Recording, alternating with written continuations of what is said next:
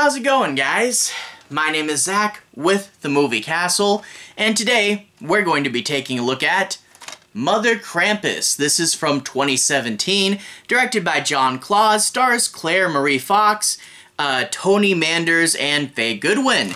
Now, as you guys know, there was a very famous Mike Dougherty film featuring the Krampus character. The Krampus character is a public domain folktale character, so anyone can use him, and a lot of people have after that movie got so big and famous. And now we get this one, Mother Krampus. Mother? Is this Krampus's mother? Are there female Krampuses and this one gave birth to a kid? No.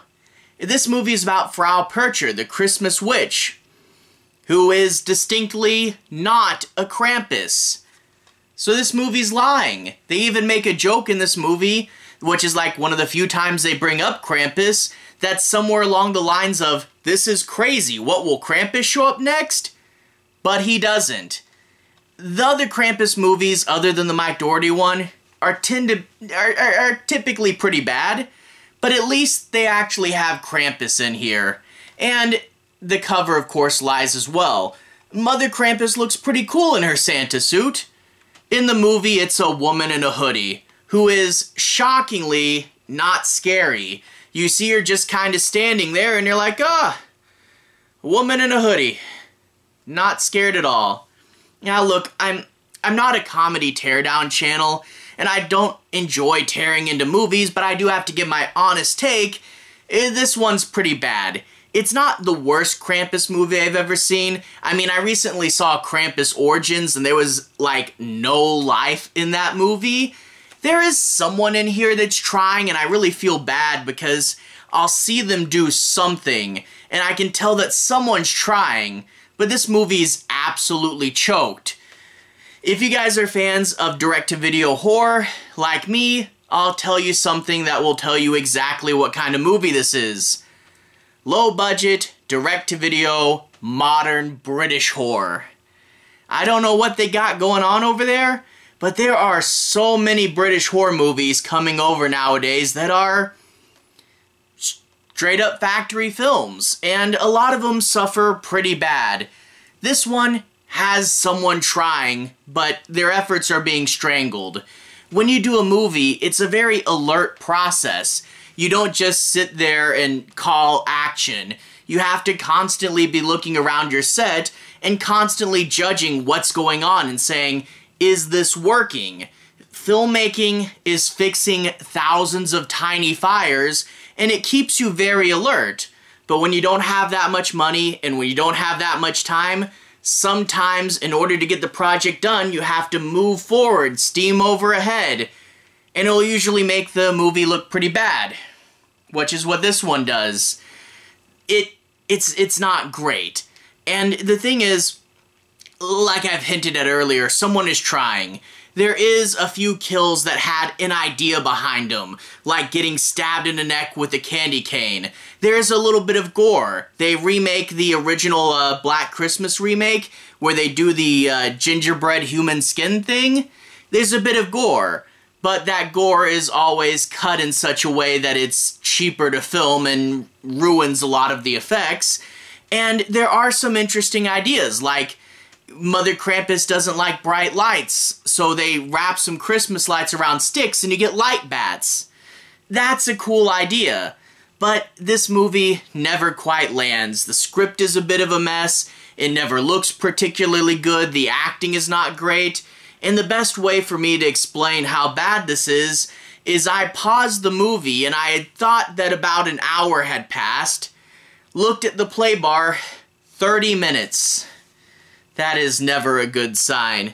Anyway, in order to analyze it further and explain why a lot of this stuff doesn't work, let's talk a bit about the plot. I'm not going to do any major spoilers. I do want to say my piece on a few plot points and make sure you guys have a basic understanding as to what the movie's about. I'm not going to spoil the ending any more than I have to, but I do want to talk a bit about this movie, so let's dig in a little deeper. Our characters this time around are a mother, her daughter, and the mother's father, the grandpa, and they're going to the grandpa's house for Christmas. Well, turns out the dad won't be there. The mother is getting a divorce, the dad's moved on to another woman. It's all very sad, and grandma's not around either because she left before the daughter can even remember her. And the thing is, the drama really doesn't work in the movie. Is it the acting? Maybe. It doesn't help. But I think what is happening here is in order to do drama, we have to know and in turn care about the characters, and we really don't. And they rush the drama too quick. Before we can learn or care about the characters, we're thrown right in our face some pretty stock drama elements. So imagine someone, apropos of nothing, just coming up to you and going, "My husband, my mom, all this terrible stuff," and you don't relate to it because you don't know them, you know? So yeah, this film is full of lots of drama that it thinks it's gut-wrenching, and you just don't care, not gonna lie. But anyway, kids start to go missing, and the movie turns into the adult section from Stephen King's It. Yeah, it doesn't work here, and part of that is because it's so on the nose, you can't help but think, wow, we're really just doing It, but with a witch instead of a clown. But also, with It, you got to see a ton of the past, and in turn that made you curious when it did the present. Here we get a few minor flashbacks, but we don't get the character of the people in the group, and we're not interested in who they are or how they've changed because you butchered the past segment, and congratulations, you've done a knockoff of It where you focus on the adult section, which is a terrible idea. Also, the group is super random. It's supposed to have been 25 years, but some of these people must have been about 5 years old when it happened. You don't get the tight-knit group like you did from It. These really do seem like a bunch of randos, and most of them we don't know, and a lot of them die off screen. You're butchering it. But anyway, what happened is 25 years ago, there was a woman they suspected was a witch who was killing kids, so they decided to kill her. And the movie's framed like, oh, our terrible thing we did is catching up with us. You know she was killing kids, right? Like, okay, you're supposed to do these things by the book, and you're supposed to have a trial to make sure, and in turn, yeah, you don't know if she did it, but most of the characters, it seems like, are pretty sure she did. Why are you feeling guilty for saving children? What kind of messed up headspace are you in? I don't get it. Secondly, there's a thing with the lore that really doesn't make sense because they do a Texas Chainsaw Massacre style prologue where they talk about the 92 killings and now say 25 years later they're starting up again. But the prologue also brings up a set of 1921 killings, and if these are humans, no one would have been alive from then to interact with here, so how does that mesh or connect in any way? Was the witch appealing to an ancient higher power? I suppose so, because what do the 21 killings have to do with anything? I'm ranting and getting distracted. Needless to say, with the witch coming after kids, you have to worry about the daughter, and you're going to get a fun enough little sequence at the end, and I won't spoil what it is, but there's a stupid twist on here that involves some of the characters having secretly been acting in no way like how we know them, and also when they explain how a certain character had to die, it really makes very little sense if you think about it for more than a second. So yeah, no, it's not good. Like I said, though, there was someone trying, there was some attempt, someone wanted to make a good movie, it just didn't come through, and without further ado, I want to talk about 3 particularly messy scenes. First off, there are these kids in detention, which, yes, we spent too much time getting them to detention, all for the purpose of having a few extra kills. They see something in the back of the room, and honestly, it's so poorly shot, it felt like one of those... Have you seen those images that are designed to make you understand what a stroke feels like? I'm like, what is this hunk of plastic in the back of the school? It's a pup tent. Everyone has pup tents in the back of their classroom, right? Well, the witch is in there and she's gonna pull a kid away. Later on, this scene is referred to as a cupboard, not a pup tent.